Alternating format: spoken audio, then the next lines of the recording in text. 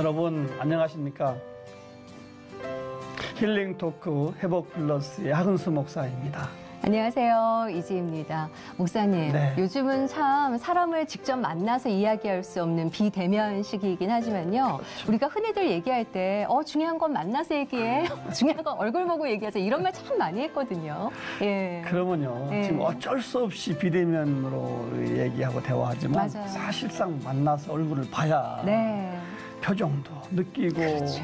눈빛도 느껴가면서 네. 그 분위기 참 중요한 건데 맞아요. 너무너무 아쉽죠. 예, 참 그립습니다. 네. 근데 실제로요, 이 메라비언의 법칙이라는 이론이 있다고 그래요. 근데 네. 우리가 서로 대화를 주고 받을 때 대화가 주는 비중이요, 의사소통의 비중이 몇 %일까요? 7%밖에 안 된대요. 그래요? 7%, 100% 가운데. 그럼 나머지 93%는 뭐냐면 예. 목소리나 몸짓 언어가 그 많은 비중을 차지한다고 합니다. 이야. 만나서 얘기할 만하죠. 그렇군요. 예, 그래서 오늘 이와 관련해서 재밌는 네. 책을 쓰신 분이 계셔서 저희가 모셔봤는데요. 아주 사소한 몸짓의 힘이라는 책을 쓰신 신경원 작가님 모시고 이야기 나눠보겠습니다. 어서 오십시오. 어서 오세요. 안녕하세요. 반갑습니다. 반갑습니다. 네. 몸짓 언어의 새로운 발견. 비언어 커뮤니케이션 연구가 신경원 작가. 상대를 말로 설득하는 것에 자신이 있었던 그녀는 어느 날 문득 말에는 한계가 있음을 깨닫고 말보다 더욱 막강한 몸짓 언어를 찾게 되었다. 몸짓 언어의 소통과 효과로 인해 새로운 회복을 경험하게 된 신경원 작가. 이후 그녀의 삶은 어떻게 변화했을까? 신경원 작가가 전해주는 몸짓 언어의 위대한 능력, 그녀의 아름다운 회복 스토리, 지금 바로 공개합니다. 비언어 신호를 잘 못 읽으면 어떻게 되냐면은 눈치가 좀 없는 사람.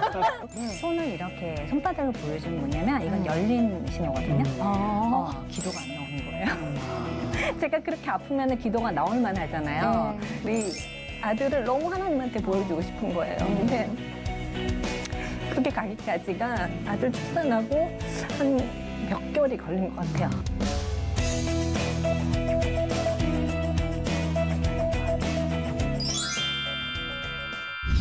고우세요. 네. 감사합니다. 해보세요. 우리가 작가로 소개해드렸는데 네. 뭐 그 이외에도 하시는 일이 많으세요. 네. 어떤 일들 하십니까? 우선은 가장 중요한 두 아이의 엄마이고요. 중요한 일이라고 그러세요. 그리고 기업의 행사를 네. 기획하고 어. 현장에서 이제 총괄하고 있는 그런 회사를 운영하고 있습니다. 사업가셨네요. 네. 예. 아니 가냘프게 생기신 분이 네. 큰 사업을 하고 계시네요. 예, 근데 기업에서 이제 행사를 담당하고 기획하신 일을 하셨는데 네. 저희가 손에 들고 있는 건 요거거든요. 네. 예, 아주 사소한 몸짓의 힘. 네. 예, 이거는 또 어떤 책을 내시게 된 계기가 있으세요? 예. 제가 이제 사업을 하다 보니까 이렇게 많은 사람들을 만나야 되잖아요. 예. 그래서 설득을 또 많이 해야 돼요. 근데 이제 이벤트 기획이라는 분야가 좀 이렇게 경쟁이 좀 치열하고 사실은 특별히 나만 굉장히 특별한 게 없는 거예요. 그래서 내가 조금 똑같은 말을 하더라도 좀 더 설득력이 있고 네. 좀 더 상황을 나한테 유리하게 하는 방법이 말 말고 뭐가 있나 이런 거를 막 연구를 하고 찾고 있던 중에 네. 우연히 비언어 커뮤니케이션이라는 걸 알게 됐어요. 그래서 비언어 커뮤니케이션은 아까 말씀하신 대로 말 외에 그 외에 나머지 전부를 이야기를 하는 건데 네. 예를 들면 아까 저희가 인사를 했잖아요. 네. 안녕하세요 했잖아요. 그러면 그 안녕하세요는 언어예요. 그렇죠. 그렇죠. 근데 그 외에 저를 바라보시는 눈빛이나 시선, 표정, 그 모든 입으신 옷차림, 네. 그다음에 여기 이 공간의 인테리어, 그다음에 저희 자리 배치 예. 이런 것들이 전부 다 비언어 커뮤니케이션이에요. 그렇군요. 예, 그래서 저희가 대화를 할 때 네. 상대방의 감정을 읽기 위해서는 비언어 신호에 네. 무의식적으로 집중을 해요. 네, 그래서 이 비언어 커뮤니케이션, 비언어 신호를 잘 못 읽으면 어떻게 되냐면은 눈치가 좀 없는 사람. 그럴 수 있네요. 네, 이제 일상에서 눈치가 없으면은 괜찮은데 큰 낭패를 볼 수도 있어요. 소중한 사람을 잃는다거나 사업에서 실패를 한다거나. 괜히 오해를 사거나. 네, 그렇죠.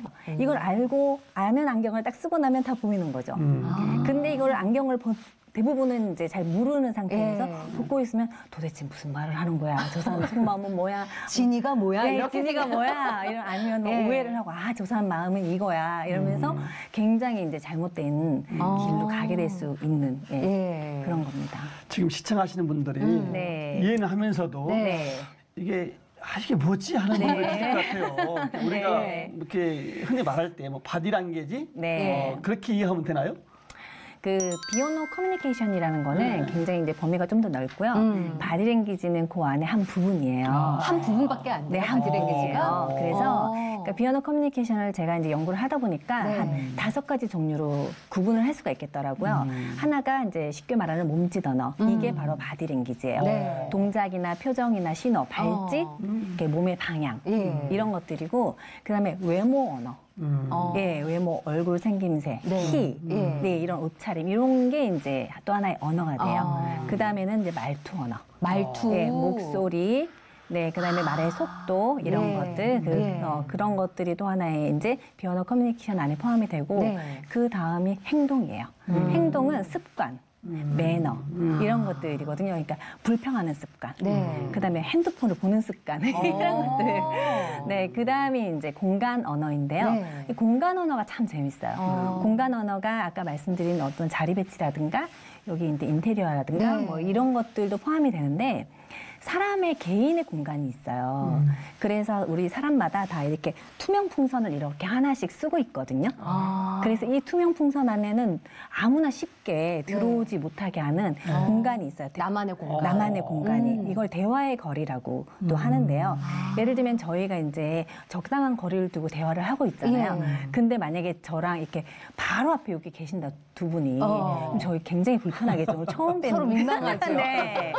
그 예. 이유가 그런데 가족은 내 바로 앞에 있어도 괜찮잖아요. 그렇죠. 네, 아무렇지도 않잖아요. 그게 야. 각자의 대화의 공간이 거리가 있어서 그러거든요. 네. 그래서 의사소통을 할 때 이 대화의 거리 이거를 알고 이거를 상대방의 거리를 파악을 해서 대화를 하는 것도 굉장히 중요합니다. 참 재밌겠습니다. 예. 네. 그리고 이제 조금 이해가 되기 시작했어요. 그러면 이제 이해한 김에 조금 더 구체적으로 봐서 네. 우리가 그냥 흔하게 쓰고 있는 비언어 커뮤니케이션 이 대표적인 좀 예들이 있다면 어떤 게 있을까요?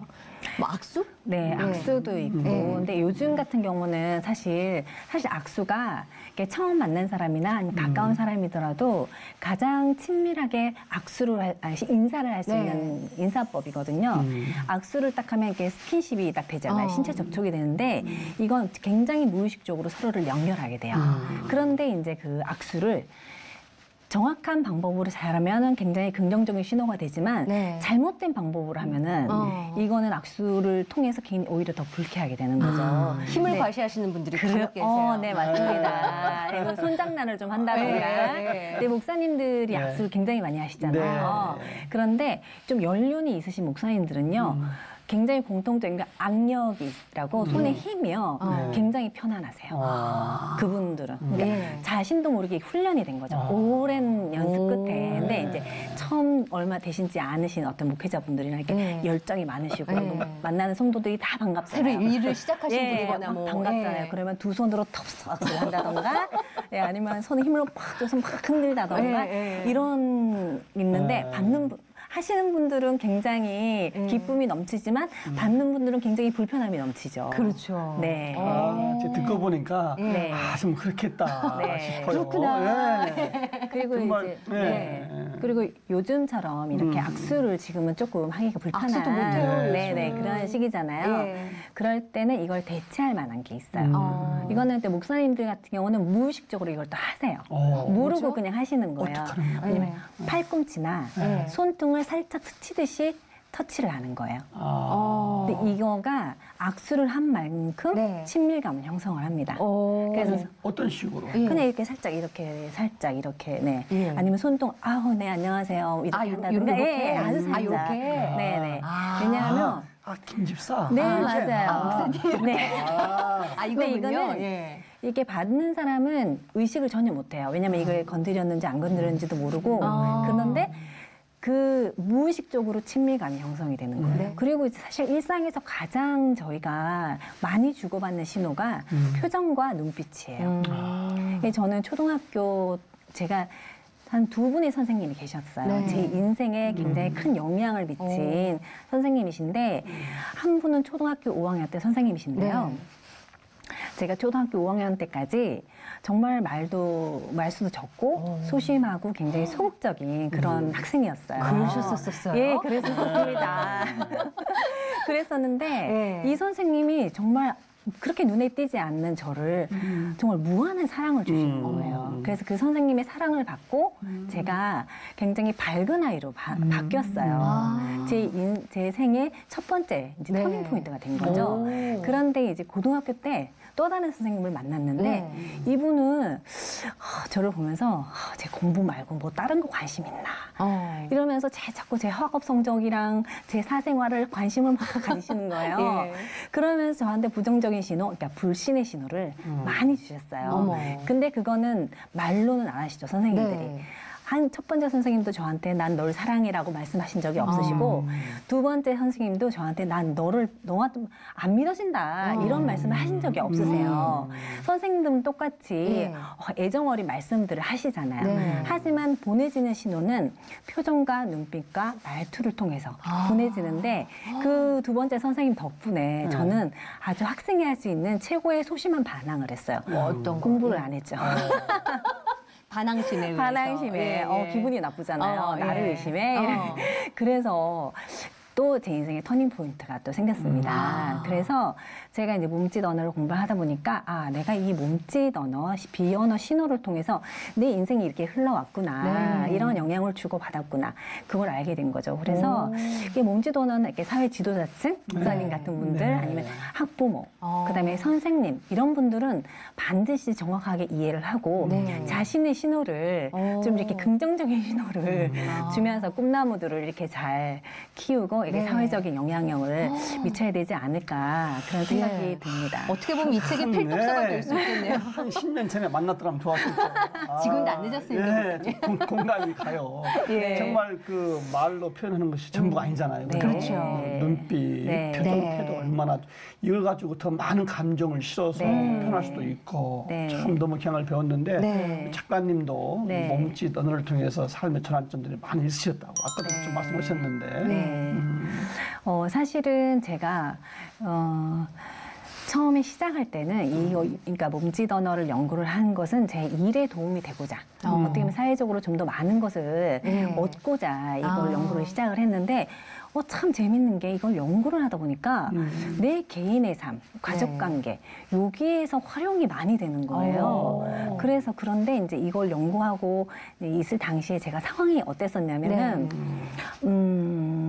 제가 이제 출산을 좀 늦게 했어요. 그래서 첫째 아이 출산을 굉장히 이제 일명 노산, 굉장히 늦은 나이에 이제 아이를 임신을 하고 출산을 했는데 사실은 이제 40이 사실 넘어가면은 내가 어떤 아이가 임신이 될 거다라는 기대감이 없거든요. 근데 임신이 된 거예요. 그러니까 감사함보다는 너무 당황스러운 거죠. 그렇지만 너무 귀하잖아요. 기대치도 못한 선물을 받았으니까. 근데 병원을 가면 의사 선생님이 계속 뭐라고 하냐면 노산이기 때문에 이게 걱정이 되고 노산이기 때문에 이걸 검사를 해야 되고 뭐가 너무 많죠. 너무 많은 네. 거예요. 그래서 사실은 임신을 하면 호르몬 변화라든가 또 몸의 변화 때문에 여자는 굉장히 예민해지거든요. 근데 그 노산이라는 거에 대한 그 압박 때문에 몸이 조금만 이상이 되면 병원으로 쫓아가는 거예요. 밤이고 뭐 낮이고 쫓아가서 초음파를 해보고 아이가 움직이고 건강한 걸 확인을 해야만 다시 집으로 돌아오는 거예요. 불안해서. 그런 와중에 또 제가 그때 그 개인적으로 또 어떤 가까운 사람들과의 관계가 깨지는 그런 어려운 상황이 있었어요. 그래서 굉장히 외로웠어요. 그런데 남편과도 사실 결혼한 지 이제 얼마 안 됐기 때문에 남편과도 말이 잘 통하던 남편과도 대화가 잘 안 되는데 중요한 건 이런 제 이거 어려운 상황이니까 갈등이 가장 드러나는 게 남편과의 대화였던 거예요. 그러면서 이런 어려운 상황에 가까이 있는 남편과도 거리가 멀어. 뱃속에 있는 아이는 불안해. 평소에 가깝게 아주 가까운 사람들과 소중한 관계는 다 깨져 있어. 내가 나를 바라보는 우리 회사 직원들은 또 있어. 이런 뭐 엄청 부담스러운 상황에서 아이를 보면 또 눈물이 나와. 밤이고 낮이고 울면서 이제 임신한 상태에서. 그래서 이제 친구들이 걱정을 많이 했죠. 그렇게 엄마가 지금 가장 행복하고 이렇게 태교에만 신경을 써야 될 상황에 그렇게 배를 붙잡고 울면 어떡하냐. 그런 상황이 이제 지속되는 상황이었죠. 저도 아이를 출산을 해봤지만 아이 가지고 아이 키우면서의 여성들은 한 번씩 큰 관문을 넘어가는 것 같아요. 근데 알게 모르게 아니면 누가 봐도 알게끔 산후 우울증을 겪기도 하고, 근데 아이 낳기 전부터 해서 좀 우울증도 경험하셨을 것 같아요. 그렇죠? 네, 그렇죠. 남편분이 그때 도움은 안 되죠. 사실은 남편이 가까이 있으면 부부가 서로의 감정에 굉장히 영향을 많이 받잖아요. 제가 이제 깊은 우울감에 빠지니까 남편도 같이 깊은 우울감에 빠져서 서로 거기서 헤어나질 못하는 거죠. 거기다가 이제 출산을 딱 하고 나니까 너무 귀한 아들이 정말 다행스럽게 건강하게 태어난 거예요. 근데 저는 정말 이게 생각지도 못했던 이런 귀한 선물을 받고 보니까 모든 관심과 사랑과 애정과 모든 시간과 에너지가 아들한테 쏟아지는 거죠. 그때부터 남편은 이제 도대체 나는 뭐냐? 이 집에서 나는 뭐냐? 지나가는 행인님. 그래서 굉장히 큰 소외감을 느끼고 있었어요. 그래서 남편은 남편대로 우울해지고 저는 저대로 우울한 상태로. 근데 또 이제 사실 지금은 우울이라는 단어를 쓰지만 그때 당시에는 우울증이다, 내가 우울하다 이렇게 이제 느낀 게 아니고 어떠냐면 그냥 다른 사람들이 뭘 잘못했는지, 내 주변 사람들한테 나를 왜 외롭게 하는지, 하나님은 왜 나를 왜냐하면 제가 이제 그게 딱 그 상황만 생긴 게 아니라 제가 직장을 잘 다니다가 처음으로 사업을 했는데 그 사업이 정말 잘 되다가 한 번에 무너졌어요. 근데 그때부터 이게 차곡차곡 제 안에 쌓여있던 것들이 첫 아이를 출산하는 그 과정 중에 주변의 관계가 깨지면서 이 모든 것들이 팍 이제 터진 거죠. 그러니까 그때는 그러니까 모든 게 상황이나 어떤 지나온 것들에 대한 후회나 원망이 되는 거지 이거 우울증이다라고 한마디로 표현을 하지를 못하는 거죠. 그래서 나의 상황 때문에 이게 더 크게 왔을 거라고는 생각을 못 하신 거죠. 못하는 거고 남편이 다 잘못했다고 생각하는 거죠. 외부에서 원인을 찾게 되죠. 일단 맞아요. 제가 아프다는 생각을 안 하고 그래서 남편은 계속 했던 말 죽고 싶다. 정말 사실은 가장 행복해야 될 그 시기에 저희는 너무너무 불행하게 힘들게 보냈던 거죠. 그러면 그 힘든 시기에 신앙에 도움이 되셨나요? 어떠셨어요? 제가 신앙생활을 아주 아기 때부터 했어요. 그러니까 모태신앙은 아니지만 저희 자녀들이 먼저 하나님 교회를 다니기 시작했고 그 다음에 저희 부모님도 이제 교회를 아주 저희가 어릴 때 다니시면서 그냥 하나님은 제 삶의 일부였고 내 삶의 목적이었고 이런 삶을 살았어요. 그런데 어느 날 보니까 제가 20대 후반 정도 딱 돼서 봤는데 나 그렇게 내 삶의 비중이 하나님이 큰데 나한테 정말 하나님이 있나? 이런 생각이 어느 날 문득 들더라고요. 20대 후반에? 그때는 제가 중등부 선생님도 하고 누가 보기에 신앙심이 깊은 청년이었는데 신실한 청년이셨는데 독실한 크리스찬이었는데 마음속에서 이런 마음이 나오는 거예요. 왜 나는 하나님을 못 만났지? 난 하나님을 못 만난 것 같아. 그래서 안 되겠다. 하나님을 만나야겠어. 그러면서 하나님한테 떼를 쓰기 시작하는 거예요. 나에게 만나달라. 나에게 보여달라. 그러면서 이제 일상 회사 다니고 밥 먹고 잠자는 시간 외에는 모든 생활을 이제 기도와 예배로만 가득 채웠어요. 그러니까 새벽 예배를 계속 나가고 어디 있다는 모든 기도 모임을 나가고 그렇게 했는데 신기한 게 하나님이 너무 열심히 하니까 보여주시더라고요. 그래서 여러 가지 모습으로 저한테 말씀도 주시고 꿈에도 나타나시고 음성도 들려주시면서 저에게 나 진짜 살아있다 믿어라. 그러면서 저에게 많은 약속들도 두 가지 정도 약속의 어떤 모습도 보여주시고 네. 그렇게 하셨어요. 그런 하나님인데 저한테 약속한 건 부모님 이 모습이 아닌데 네. 나는 너무 비참하게 살아가고 있는 거예요. 어느 순간 아이 어느- 낳고 나서 보니. 네, 첫 번째 사업 실패한 그때부터 네. 예, 출산하는 과정까지 예. 너무 비참하게 살아가고 있는 거예요.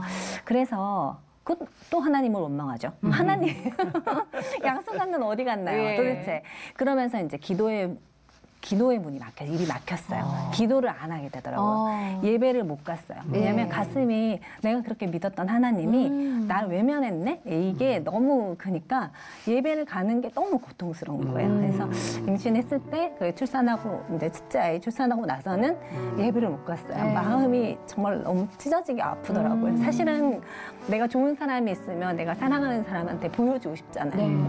우리 아들을 너무 하나님한테 보여주고 싶은 거예요. 근데 그렇게 가기까지가 아들 출산하고 한 몇 개월이 걸린 것 같아요.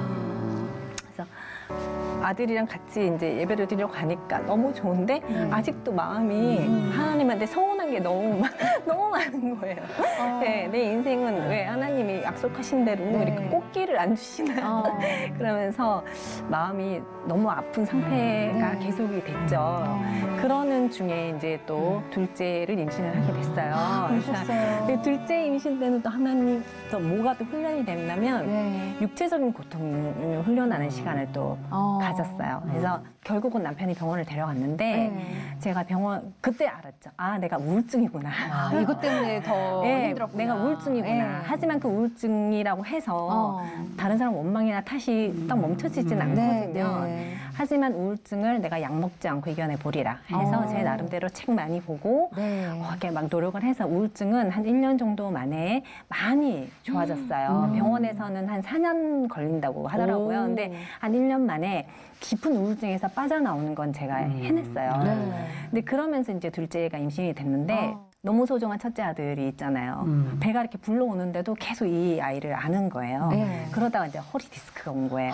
근데 허리 디스크인데 통증이 이제 생기는데 그 통증이 약을 쓸 수가 없으니까 그 염증이 점점 퍼져서 다리 전체에 염증이 퍼진 거예요. 어떡해요. 그래서 이 고통이 얼마나 심하냐면은 살이 다 찢어지는. 예. 정말 바늘 한 수백 개를 동시에 이렇게 막 찌르는 그런 통증? 그러니까 정말 이렇게 가만히 있어도 비명이 절로 나오는 거예요. 악소리가 나오고 정말 제가 그때 당시에 지금 사실 이런 말 하면 안 되지만 그때 당시에는 어느 정도까지 생각이 들었냐면 차라리 하나님 이 다리를 가져가세요. 근데 그 정도로 통증이 심한 건드릴 거예요. 수조차 없이 너무 아프니까. 움직일 수도 없고 그러니까 가만히 있어도 아프니까. 근데 제가 이 아이를 지켜야 되잖아요. 그 이 아이를 굉장히 심해진 게 이제 8개월, 임신 8개월 그때부터 2달 동안이 굉장히 심해지는 거예요. 근데 첫째 아이는 계속 안아달라니까 또 그 와중에 또 안아줘야 되는 거죠. 이게 엄마의 고충이에요. 예, 그래서 그 육체적인 고통을 감당하면서 이제 아이를 출산을 했어요. 보통 너무 심하게 이제 아프고 나서 엄마가 힘들면은 출산하고 나는 그 아이가 안 예쁘다 하더라고요. 근데 저는 이렇게 예쁜 애가 세상에 예뻐요? 또 있어요? 은혜네요. 네. 어머, 얘는 인형인 거예요. 낳았는데 어떻게 내가 이런 인형을 낳았지? 그런 감사한 마음을 주시고 그런데 이제 그 다음에 닥친 저희 가족에게 온 대혼란의 시기가 온 거죠. 왜냐하면 이제 허리 디스크고 다리 통증이 너무 심했기 때문에 아이를 안을 수가 없었고 모유 수유를 할 수가 없었고 예. 그리고 우리 이제 첫 아이는 엄마는 아파서 꼼짝도 못하고 또 새로운 아이는 한 명 집에 들어왔고 동생이라고 들어왔고 그렇죠. 아빠는 그 아이만 돌보고 있고 자기는 뭔가 이렇게 하면서 하루는 아이가 그 혼란 속에서 정말 짐승처럼 3살이었거든요. 첫째가. 큰애가. 울부짖으면서 바닥, 거실, 욕실을 막 뒹굴더라고요. 몇 시간을요. 어머. 애가 너무너무 힘들었나 봐요. 그러면서 제 손을 쥐고 제가 잘 못 걸을 때였는데 제 손을 잡고 무조건 나가자는 거예요. 이 집에서 나가자. 그래서 너무 가엾으니까 나갔어요. 제가 진짜 잘 못 걷는데 다리를 정말 질질 끌고 그 밤에 그 길거리를 헤매고 다녔기도 하고 그렇게 저희 가족이 힘든 과정을 거치는데도 참 신기한 게 기도가 안 나오는 거예요. 제가 그렇게 아프면 기도가 나올 만하잖아요. 기도가 안 나오더라고요. 그랬는데 둘째 아이가 제 기도문이 터진 예. 계기가 있었어요. 터트려줬군요, 둘째가. 터졌어요, 둘째. 둘째가 열경기를 했어요. 근데 열경기가 경기. 경기. 경기. 경기를 했는데 이거에 대한 사전 지식이 제가 없었어요. 그래서 애가 갑자기 눈이 돌아가고 몸이 막 꼬이는데 몇 개월 때 그랬어요? 돌 전후였던 것 같아요. 근데 정말 세상에 저는 제 인생에 그런 공포감을 처음 느꼈어요. 그래서 그때 기도가 나오는 거예요. 아, 절박했을 때. 너무 절박했어요. 너무 절박해서 병원을 가면서 기도가 나온 거예요. 하나님, 나 이제 하나님 마음 알았다. 하나님 마음 이제 알았어요. 네. 네, 이 아이만 살려주시면 하나님 원망 안 할 겁니다. 근데 참 신기한 게 그 이후로는 하나님이 조금씩 제 속에 있던 원망, 네. 미움, 그러니까 어릴 때의 상처 이런 것들을 시간적으로 점차 이렇게 빼내주시는 거예요. 예. 지금 말씀하신 거 하나하나 이렇게 뽑아주신 거 내가 여쭙고 싶은데 네. 그런 어려움을 겪으신 분 같지가 않은 분이란 말이죠. 길만 걸으신 분 같죠?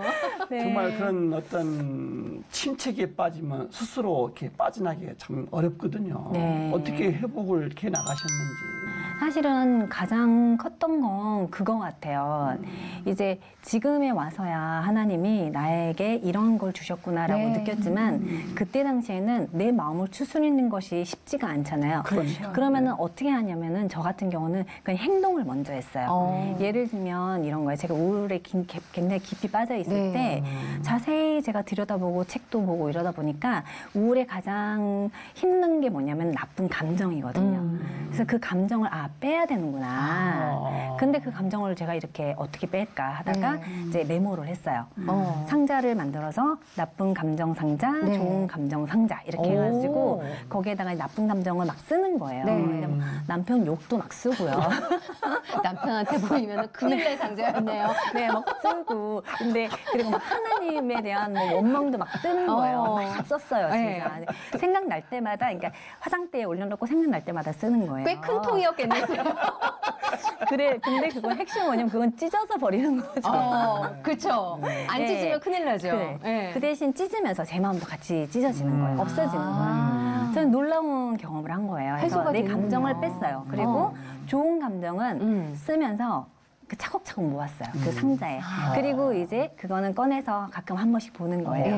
네, 거기 안에는 뭐 저희 시어머니한테 감사한 것도 쓰고 주로 그랬던 것 같아요. 저희 시어머니한테 대한 감사를 좀 많이 쓰고 그다음에 우리 아들 그때는 아들이 하나 있었으니까 아들 때문에 아들 덕분에 얻는 행복했던. 행복함 이런 것들을 이제 많이 쓰고 어느 순간은 자동으로 분류가 되는 거예요. 좋은 감정과 나쁜 감정이 스스로 이렇게 쓰지 않아도 이렇게 분류가 되더라고요. 그래서 내가 정말 내 마음이 내 마음대로 안 될 때는 행동을 하는 게 굉장히 도움이 됐던 것 같아요. 그러면 그렇게 감정들, 좋은 감정, 나쁜 감정을 쓰는 것 말고 네. 또 전공하신 게 또 있잖아요. 몸짓 언어도 있잖아요. 이거는 어떻게 도움이 되셨어요?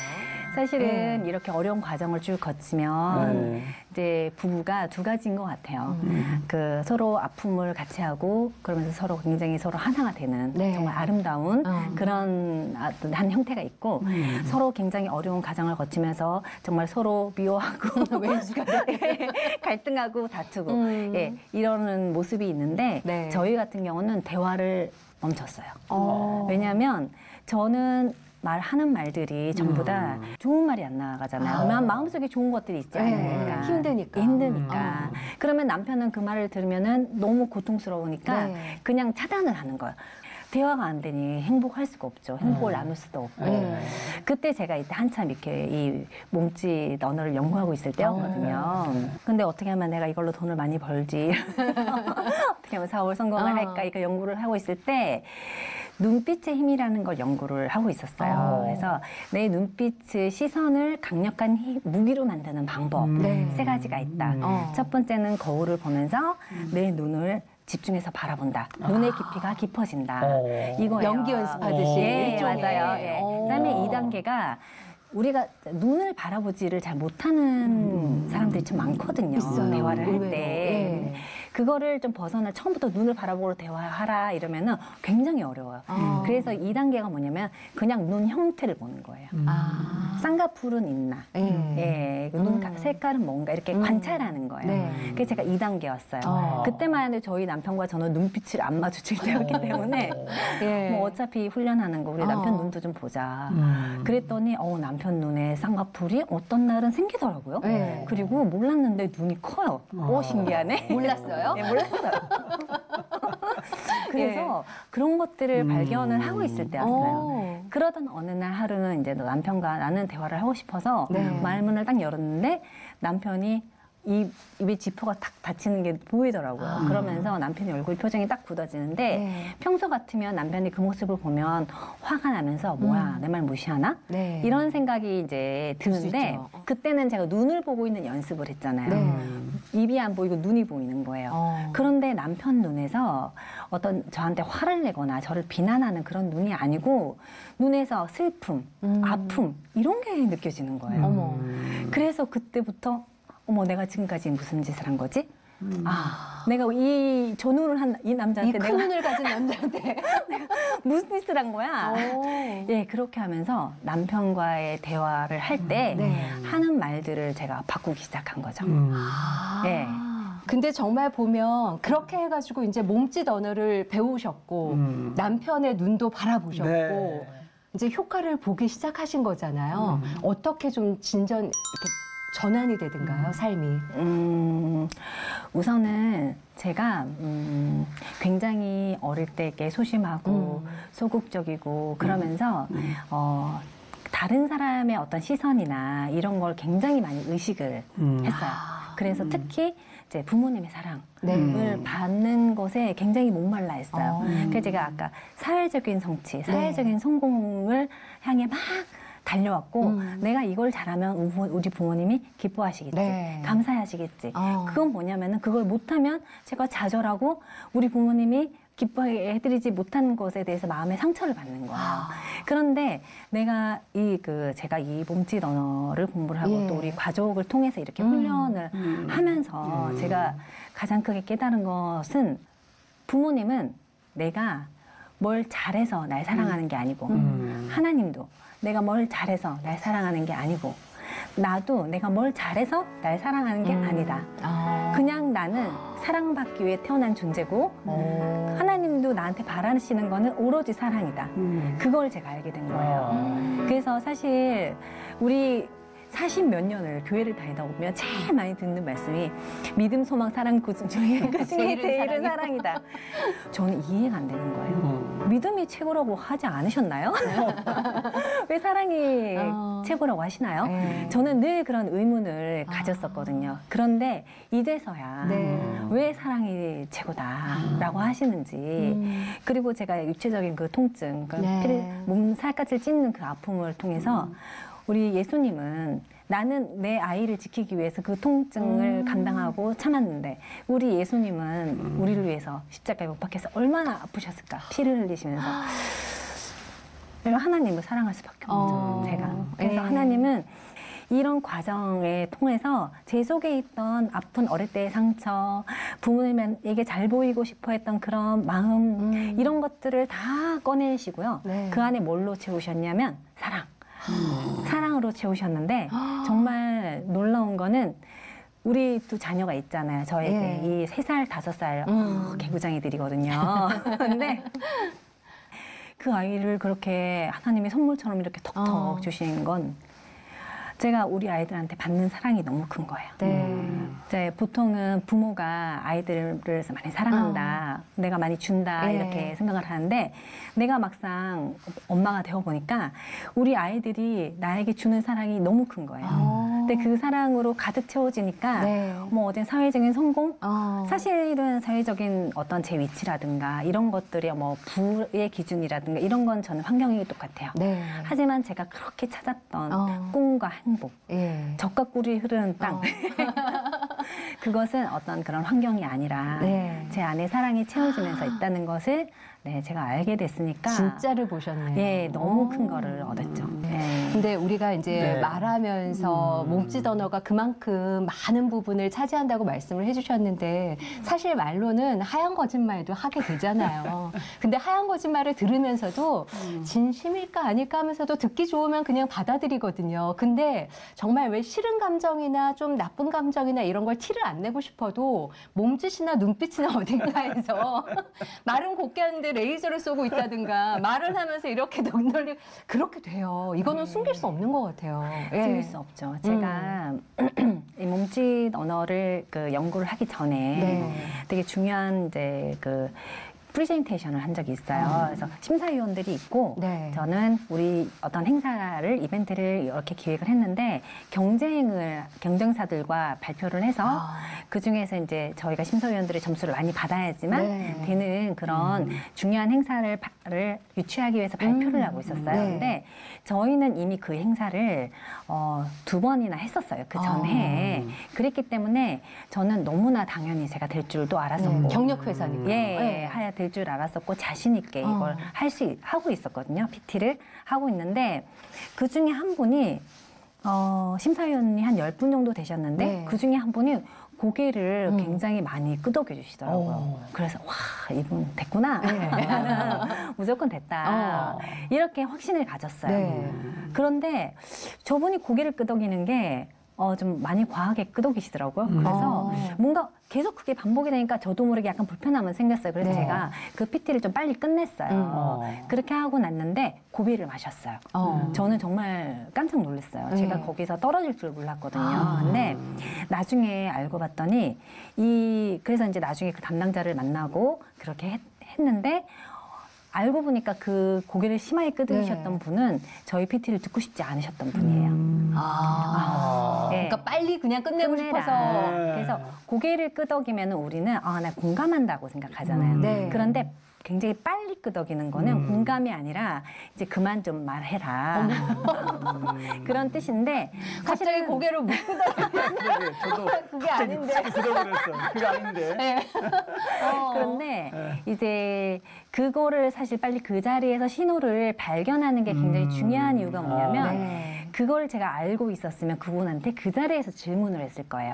혹시 궁금한 게 있으세요? 또는 저희 회사를 에게 더 바라는 게 있으세요라고 그 자리에서 이렇게 여쭤봤으면 네. 그거에 대한 답을 통해서 다른 심사위원들의 마음을 더 사거나 그분의 마음을 바꿀 수가 예. 있거든요. 그래서 그러니까 비언어 신호는 그래서 이 사람이 나를 정확한 봤네. 캐치가 중요한 네, 거네. 이 캐치를 했을 때 그 순간 그 상황을 바꿀 수 있는 네.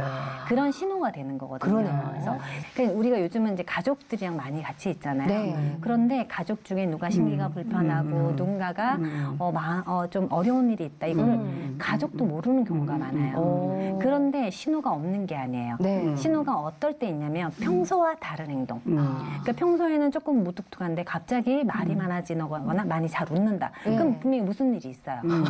네. 뭔가 변화가 있는 네, 거죠. 무슨 변화가 있는데 네. 그걸 알려면 평소에 이 가족의 행동이나 몸짓의 습관을 잘 알아야 되는 거죠. 근데 보통 이제 이런 거를 아마추어 입장에서 적용해봐야지 집에 가서 이제 남편을 관찰하고 아이들을 관찰해야지 하면 우리는 대놓고 관찰하잖아요. 그럼 상대방이 굉장히 불편할 것 같거든요. 저렇게 잘 교묘하게 관찰할 수 있는 방법이 있나요, 혹시? 이게 비언어 신호가요. 이게 사실 쭉 보면은 제 책에도 보면은 네. 전혀 새로운 얘기야, 처음 보는 원리야 이런 게 아니고 네. 우리가 평생을 이걸 보고 듣고 배웠던 것들이거든요. 네. 그렇기 때문에 누구나 비언어 신호의 전문가가 될 수가 있어요. 그리고 이거를 알지 않는데. 조금 더 자신도 모르게 훈련을 해서 이게 신호가 빨리 캐치되는 사람들이 있어요. 특히 남자보다는 여자들이 좀 빠르고요. 그렇죠. 네, 그럴 때는 조금 더 능숙하게 아까 말씀하신 대로 눈을 보더라도 계속 보는 게 아니라 아니라 예. 지금 다른 부담스럽지 거, 않게. 않게 다른 걸 할 때 이렇게 살짝 보면서 눈을 좀 관찰하거나 아니면 대화를 할 때도 대화를 할 땐 60에서 70% 정도를 눈을 마주치는 게 가장 이상적이거든요. 근데 훈련을 하면 계속 이렇게 보게 되잖아요. 예. 이렇게 하지 않고 조금 더 비중을 낮춰서 이렇게 평소 하던 것보다 조금만 더. 조금만 더. 그게 비결이네요. 예. 그러면 이쯤에서 네. 포인트 하나 시청하시는 분들에게 네. 이것만큼은 정말 중요하다는 몸짓 언어가 뭐 있을까요? 네. 네. 지금은 사실 시기가 많이 어렵잖아요. 네네. 저희 회사도 굉장히 어려운 시기거든요. 네, 네, 근데 네. 이 어려운 시기를 빨리 그리고 편안하게 극복할 수 있는 몸짓이 세 가지가 있어요. 세 가지나 있어요? 예. 예. 한 가지는 뭐냐면 턱을 들고 이제 어깨를 펴고 네. 턱을 들고 이렇게 펴고 이렇게 하면은 무너진 자존감, 자신감이 몸에 따라서 같이 회복이 됩니다. 턱 약간만 들어도 자신감이 올라오긴 하네요. 진짜. 이게 정말 순식간에. 약간, 예. 왜냐하면 사람이 이렇게 기운이 빠지면 몸이 어떻게 되냐면 이렇게 돼요. 오. 예. 맞아요. 예. 그런데 이거를 의식적으로 이걸 자꾸 이렇게 비잖아요. 그러면은 이게 몸과 정신과 마음은 따로 가지 않아요. 그러니까 생각이 가면은 행동이 바뀌잖아요. 좋은 네. 일 있으면 막 좋아지잖아요. 맞아요. 몸이 바뀌잖아요. 네. 그것처럼 행동이 바뀌면 마음이 바뀌고 생각이 바뀌어요. 그래서 이렇게 어깨를 펴고 턱을 올리고 지금 이 시기에는 모두가 이렇게 해야 될 시기입니다. 가슴을 펴라. 예, 가슴 피고 마스크를 턱을 위로. 마스크를 예. 딱 쓰고 이걸 딱 이렇게 이게 너무 올리면 또 안 되는 거죠? 너무 올리면 안 공격적인 되죠. 언어죠? 네, 맞아요. 딱 이렇게 두 번째 뭐가 예. 있어요? 두 번째는 미소예요. 미소. 미소는 웃으면 복이 와요. 네. 딱 이겁니다. 네. 연배가 나오세요. 웃으면 복이 와요. 네. 우는 얼굴에 침 못 뱉는다. 이런 것들이 있잖아요. 그런 것들이 미소는 모든 것의 회복에 힘이 있어요. 예. 그래서 웃을 일이 없잖아요. 맞아요. 네. 저 같은 경우는 우리 아이들 때문에 웃을 일이 너무 많아요. 네. 그렇지만 안 그런 분들이 많잖아요. 그러면은 웃을 일을 만들거나 이제 도저히 웃을 일을 만들 자신도 없다. 네. 그러면 손가락으로 입을 이렇게 억지로라도 웃어요. 이거를 2, 3분간 유지를 하고 또 이렇게 해서 네. 또 웃는 얼굴을 자꾸 만들잖아요. 그러면 마음이 바뀌어요. 오. 네, 기분이 좋아지고. 그리고 거기에다 더 하나 더하면 네. 미소 노트를 쓰면 좋아요. 미소 노트요? 예, 미소 노트라고 내가 하루 종일 웃는 거예요. 그냥 웃어보는 겁니다. 그러면서 이제 그걸 하다 보면 자꾸 이제 지치고 잊어버릴 때가 있거든요. 네. 그러면 나는 오늘 무엇 때문에 웃었다. 그랬더니 어떻더라. 나는 오늘 엘리베이터에서 청소하시는 분께 미소를 지었다. 네. 그러면서 인사를 했다. 이분도 미소를 짓더라. 그러니까 기분이 좋아지더라. 이렇게 예. 그냥 간단하게 메모를 하잖아요. 이것을 일주일만 해보면 네. 삶이 완전히 변화된다는 거를 느끼실 수가 있어요. 오, 아주 좋은 방법이네요. 네. 그럼 세 번째는 뭐야? 세 번째는 우리가 가족 때문에 사실 서운한 게 크고 네. 가족의 한마디 때문에 상처를 받잖아요. 맞아요. 그런데 가족한테만 주신 하나님이 정말 주신 큰 힐링 무기가 있어요. 바로 스킨십이에요. 스킨십. 예. 예. 가족 이 스킨십은 정말 엄청난 그 힘이 있거든요. 예. 예, 치유의 효과가 있어요. 그래서 이렇게 어려운 때에 사실은 힘내라 말하기도 부담스럽잖아요. 네. 지금 너무 어려운 분들이 많으셔가지고 네. 그럴 때는 그냥 스치듯이 스킨십을 해도 돼요. 예. 그래서 손잡고 안마를 해준다거나 한번 안아주거나 사실 네. 포옹이 가장 좋고요. 예. 따뜻하게 안아주는 포옹이 좋지만 갑자기 하면은 상대방이 이상하게 생각하시지. 가족이라도 놀랄 수 네, 있죠. 놀랄 수 있죠. 예, 그러니까 정말 가벼운 스킨십도 좋고 그거를 꾸준하게 하면은 네. 자신도 모르게 가족들이 회복이 된다는 것을 아시게 될 거예요. 네. 그러면 반대로 네. 조금 전에 이제 네. 하면 도움되는 몸짓 언어를 알려주셨던 반대로 이것만큼은 안 하는 게 사는데 좋습니다 하는 네. 비언어적인 몸짓 뭐가 있을까요? 하면 안 될 것들. 예. 가장 큰 것이 요즘 가족을 바라봐야 될 그 시선이 네. 스마트폰에 가 있어요. 네. 예. 가장 안타까운 순간이에요. 맞아요. 네. 음. 아이들을 데리고 제가 놀이터를 가보면 사실 아이들이 뛰어노는 모습만 봐도 힐링이 되거든요. 네. 그 행복한 얼굴만 봐도 기뻐요. 근데 엄마들이 그걸 봐야 되는데 엄마들은 이제 스마트폰을 보거나 너희들은 놀아. 예, 엄마들끼리 이제 이야기를 하거나 이러는 엄마들이 있고요. 네. 정말 아이의 시선에 꽂혀서 같이 행복을 누리는 분들이 있어요. 네. 그러면은 그분은 똑같은 육아를 해도 행복이나 기쁨을 2배, 3배를 누리는 분인 거죠. 네. 우리의 시선이 가야 할 곳은 예, 바로 우리 가족이라는 거죠. 아, 예. 그리고 좀 이렇게 일상생활하거나 사회생활을 하거나 그럴 때 좀 습관적으로 안 하면 좋을 것들도 있잖아요. 네. 예, 어떤 게 있을까? 예를 든다면. 예를 들면 그 테이블이 있잖아요. 네. 테이블 위에서 테이블이 어떤 이야기를 할 때 손을 밑으로 감추잖아요. 네. 그러면은 상대방은 무의식적으로 저 사람이 뭔가 그러니까 부정적인 신호예요. 근데 손이 지금- 안 보이면 상대방에. 네네. 그리고 이제 대화를 할 때도 네. 손을 이렇게 손바닥을 보여주면 뭐냐면 이건 네. 열린 신호거든요. 어머. 네.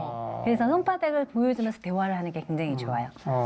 그러면 그러네요. 예. 목사님들이 네. 설교하실 때 네. 어떠한 몸짓 언어가 한 포인트만 좀 알려주세요. 목사님 같은 경우는 사실은 손 동작을 하시는데 네. 이렇게 좀 카리스마도 사실 좀 있어야 되잖아요. 네. 그럴 때는 이렇게 그 손을 이렇게 이렇게. 손을 이게 양손을 이렇게 예, 모으신다던가 그다음에 사람에게 절대 하면 안 될 손짓이 바로 이렇게 이게 모르고 습관적으로 하시는 분들이 예. 있더라고요. 이게 방향이 네. 이렇게 위로 향하면 괜찮은데 네, 이렇게 하면 강조가 되는데 이게 이렇게 되면 부정적인 게 네. 이거 잘해야 되겠어요. 우리 작가님의 그 기도 제목이나 계획은 뭐가 있으세요? 네. 사실은 요즘 너무 정말 글에서만 보던 설교에서만 듣던 그런 사랑을 제가 네. 배우고 알게 되어서 너무너무 감사한 하루하루를 보내고 있는데요. 네. 아마 저처럼 하나님을 믿지만 정말 사랑이 글로만 보이고 문정으로만 보이고 그런 분들이 분명히 있으실 거예요. 그런 분들한테 제 삶이 조금이라도 이게 도움이 되신다면 참 감사할 것 네. 같아요. 그리고 저희 아이들이 아직 어리고 그러기 때문에 제가 좋은 체력으로 건강하게 우리 아이들을 진짜. 잘 키울 수 있으면 네. 네. 건강하셔서 하시는 네. 일도 잘 되셨으면 좋겠고요. 아이들 누구보다도 행복하게 양육하셨으면 좋겠습니다. 네. 오늘 이렇게 귀한 시간 내주셔서 너무 감사합니다. 네, 감사합니다. 네, 고맙습니다. 감사합니다. 이지혜 씨, 네. 저는 그 몸짓 언어라는 말을 처음 들었어요. 저도요. 이런 게 있었구나. 네, 재밌는데요. 이걸 또 연구하는 분도 계시고. 그렇죠. 정말 말의 표현보다도 그 눈빛 하나, 네. 또 태도 이런 것들이 정말 말보다 더 많은 이야기를 담고 있구나는 것을 깨닫는 그 너무 귀한 시간이었습니다. 예. 꼭 기억하시고 정말 좋은 몸짓 언어를 통해서 행복한 삶이 됐으면 참 좋겠습니다. 참 가족 간에도 한마디 말로 위로를 줄 수도 있지만 그냥 지그시 바라봐주는 그 눈빛만으로도 서로에게 위로가 되고 또 치유를 해줄 수 있는 게 아닐까 오늘 배우는 시간이었는데요. 오늘 주변에 계신 분들 사랑하는 눈빛으로 쳐다보시면서 행복한 하루 만드셨으면 좋겠습니다. 오늘도 함께해 주셔서 감사하고요. 평안한 하루 보내십시오. 감사합니다.